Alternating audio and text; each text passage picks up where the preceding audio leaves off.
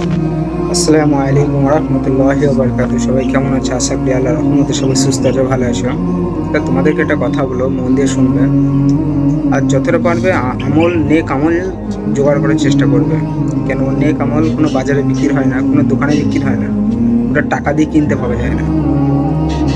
তা কথাটা হলো যে তোমরা প্রায় জানো যে পুরো বিশ্বে মুসলমানরা মার খায়, অপমান অপদস্থ হতে হয়। কেন? কারণ আছে। যারা মারে তার দোষ, না আমরা মার খাই আমাদের দোষ?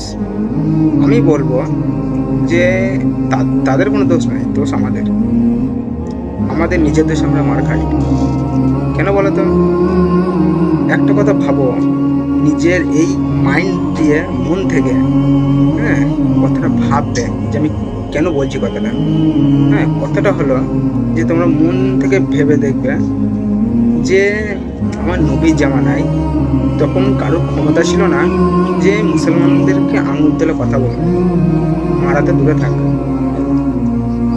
তখন তারা মার খেত না, তারা উল্টে মারতো। ইসলামের বিরুদ্ধে যে যেত তাদের উপরে যুদ্ধ ঘোষণা করত।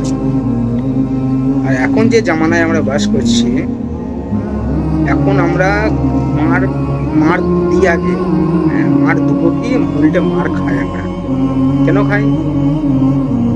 সাহাবিদের সাহাবিদের ছিল ইমান, শক্ত ইমান ছিল, ওই জন্য ওরা মার খেত না। ইসলামের বিরুদ্ধে যারা যেত তাদের বিরুদ্ধে যুদ্ধ ঘোষণা করত, ওই জন্য তারা উল্টে মার দিত, মার খেত না। কেন খেত না? তাদের ইমান মজবুত ইমান ছিল, আমার নবীর ভালোবাসা ছিল, কবরের ভয় ছিল, আল্লাহর ভয় ছিল তাদের মনে, আর নবীর ভালোবাসা ছিল তাদের মনে। ওই জন্য তারা কাউকে ভয় করতে না, তাদের ইমান শক্ত ছিল। আর আমরা যে জামানায় বাস করছি, নবীর ভালোবাসা তো মনে আছে, খুব অল্প, অতিরিক্ত নয়, অল্প আছে। আর কবরের ভয় তো কারোর মনে নাই, যে তাকে কবরে যেতে হবে, কবরে আযাব ভোগ করতে হবে, এসব চিন্তা ভাবনা তার মাথায় আসে না। দ্বিতীয় হলো আল্লাহর ভয়, তার কারোর মনে নাই, সব দুনিয়ার ব্যস্ত। আর আমাদের ইমানের কথা বলছো, আমাদের ইমান মানে একটু বলতেও নাই। ইমান যদি থাকতো, আমাদের মজবুত ইমান যদি থাকতো, তাহলে কারো ক্ষমতা ছিল না যে মুসলমানদের উপরে আঙুল তুলে কথা বলে। মুসলমানদেরকে তো মারাতে দূরে থাকে। তো ওই জন্য তোমাদের কাছে অনুরোধ রইল যে নিজেদের ইমান শক্ত করো, মজবুত করো, আল্লাহর ভয় মনে রাখো, কবরের ভয়ে অন্তরে গেঁথে নাও। আমার নবীর ভালোবাসা, আমার নবীর ভালো মায়া ভালোবাসা সব অন্তরে গেঁথে নাও, তখন ইমান আপনি চলে আসবে। তখন কারো ক্ষমতা থাকবে না মুসলমানের প্রতি আঙুল তুলে কথা বলে, মারা তো দূরে থাকবে। তো সবাই ইনশাআল্লাহ ইমান শক্ত করবো, ইনশাআল্লাহ কারোর ভয়ে থাকবো না। সবাই এই আমলটা করবো ইনশাআল্লাহ।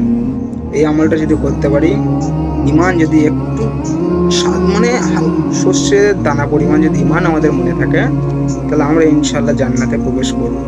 তো ওই জন্য সবাইকে বলছি, যেই ভিডিওটা যারাই দেখছো সবাইকে বলছি যে ইমানটা শক্ত করো, নিজের ইমান নেক আমল শক্ত করে রাখো, দেখবে কবরে কোনো কষ্ট হবে না। সবাইকে বলছি যে চলো ইনশাআল্লাহ ইমান শক্ত করবো, আল্লাহর ভালোবাসায় অন্তরে গেঁথে রাখবো, নবীর ভালোবাসায় অন্তরে গেঁথে রাখবো, কবরের ভয় এই অন্তরে গেঁথে রাখবো। তবে ইমান আপনি চলে আসবো, আমাদের ইমান শক্ত হবে তখন। আজকে এই পর্যন্ত, সবাই সুস্থ থাকো, ভালো থাকো।